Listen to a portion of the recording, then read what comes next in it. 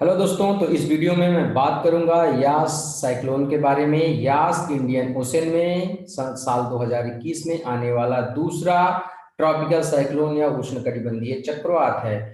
इसके पहले ताउते आया था, जैसे कि आपको पता है ताउते अरब सागर में आया था, लेकिन यास जो आया है ये बे ऑफ बंगाल में आया है या बंगाल की खाड़ी में आया है।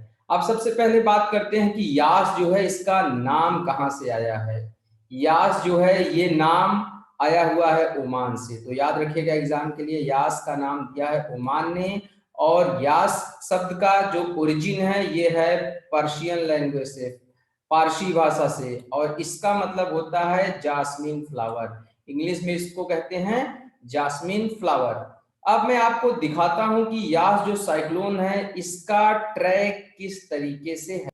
मैं आपको पहले ही बता चुका हूं कि यास ओरिजिनेट हुआ है बे ऑफ बंगाल में, तो आप देख सकते हैं यास का जो ओरिजिन है वो है बे ऑफ बंगाल या बंगाल की खाड़ी में। और यहाँ पर जो ओरिजिनेट हुआ है यास वो इस कारण से ओरिजिनेट हुआ है क्योंकि अभी जिस तरीके से तापमान बढ़ा है, गर्मियों का आना शुरू हुआ है, तो बे ऑफ बंगाल में लो प्रेशर या जिसे हम ज्योग्राफी की लैंग्वेज में कहें एक डिप्रेशन यहाँ पर जनरेट हुआ है। जब भी सी सरफेस का टेम्परेचर 27 डिग्री सेंटीग्रेड के ऊपर होता है और वहां पर एक high temperature low pressure zone का फॉर्मेशन होता है, उसके बाद समुद्र की सतह से हवाएं बहुत तेजी से ऊपर की तरफ उठती हैं और उठ करके गोल गोल घूमती हुई साइक्लोन के तरीके से भागती हैं किधर की तरफ, कोस्टल एरिया की तरफ। तो इस तरह से ट्रॉपिकल साइक्लोन का ओरिजिन होता है। इस बार जो लो प्रेशर या डिप्रेशन बना है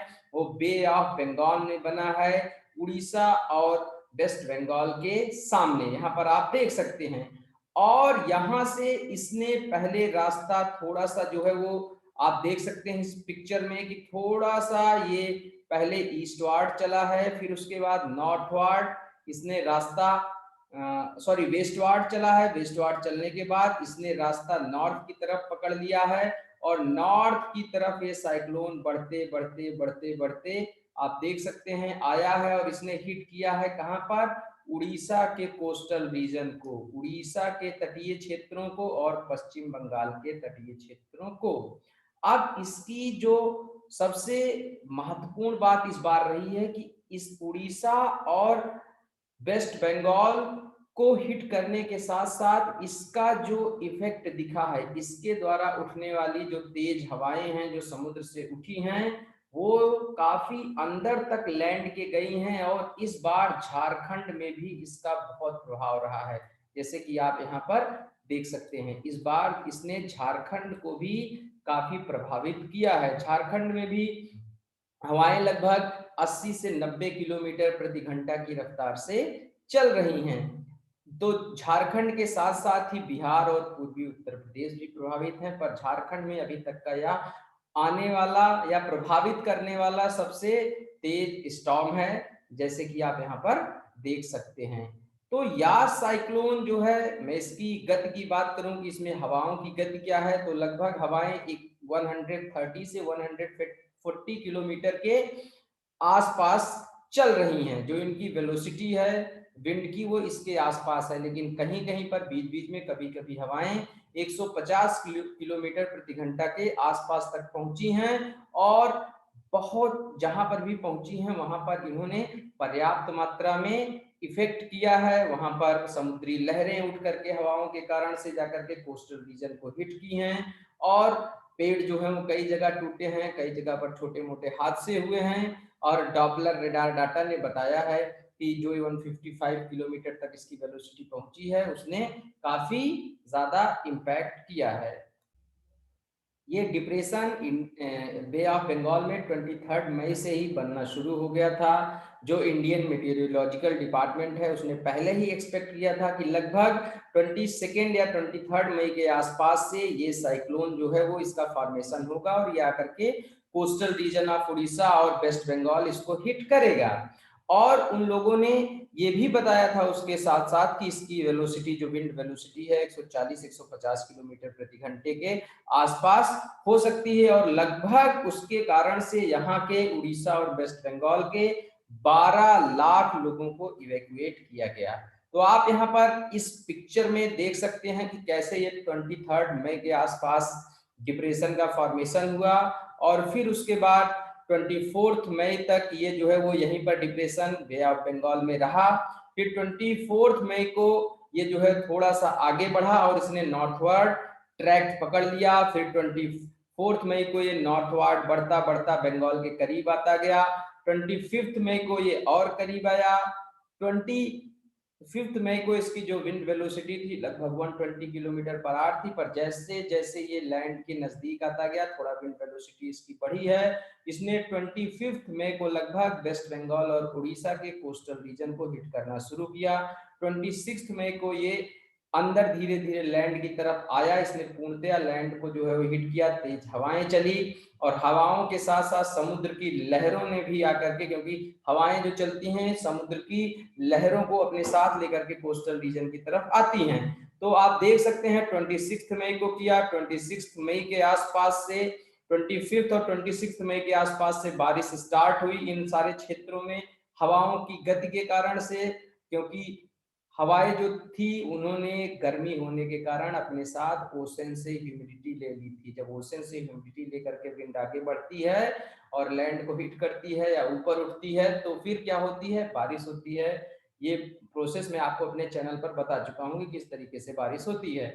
फिर 26 मई से लेकर के 27 मई और आज 28 मई है जब मैं ये वीडियो बना रहा हूँ, तो इसने लगभग उड़ीसा, बंगाल, बिहार, झारखंड, बिहार और उत्तर प्रदेश इन सारे जिलों को प्रभावित किया है। जो किनारे के जो है वो इन सारे राज्यों को प्रभावित किया और उनके जिलों को भी प्रभावित किया है। जो किनारे के स्टेट हैं जैसे कि उड़ीसा और कोलकाता, वहां पर तो इसका इम्पैक्ट काफी डिवास्टेटिंग रहा है।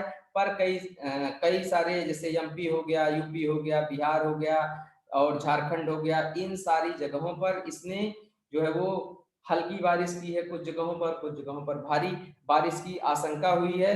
तो आप देख सकते हैं कि इस प्रकार यास साइक्लोन का प्रभाव रहा है।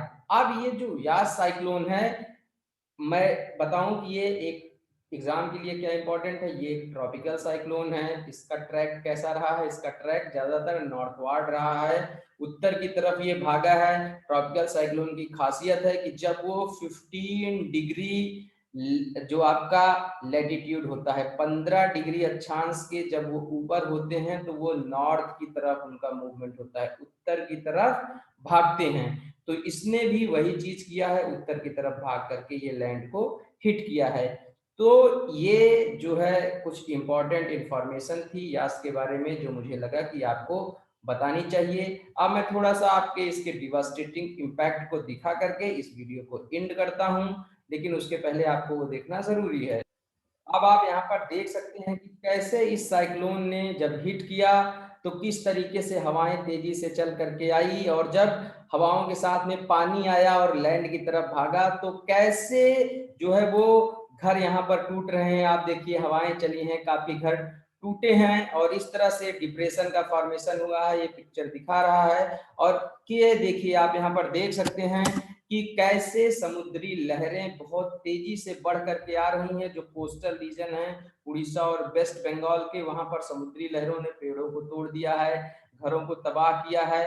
और एनडीआरएफ जो होता है, याद रखिएगा एनडीआरएफ ये साइक्लोन डिजास्टर है। एनडीआरएफ क्या है, नेशनल डिजास्टर रिस्पांस फोर्स जो है वो काम करती है। कब काम करती है, जब ऐसे साइक्लोन्स या उसके तरीके के कोई भी डिजास्टर आते हैं। तो किस तरह से इसने आकर के हिट किया है और देख सकते हैं आप कई जगहों पर पानी भर गया है और ये बहुत ही सीवियर हो सकता है। अभी काफी सारा जो है वो बारिश हो चुकी है। तो इस तरह से जब भी ऐसे साइक्लोन आते हैं तो जो गवर्नमेंट होती है वो अपने लोगों को भेजती है, सैनिक जो होते हैं वो सेवा में लगते हैं और लोगों को इवैक्यूएट करते हैं। तो इस स्टॉर्म के आने पर लगभग जो है वो 12 लाख लोगों को इवैक्यूएट किया गया है। ये बहुत ही इंपॉर्टेंट है, इन सारी चीजों को याद रखिएगा। इस वीडियो में फिलहाल इतना ही, मिलते हैं फिर किसी वीडियो में। Thank you very much for being with Aviral Dhara and please don't forget to share and subscribe my videos.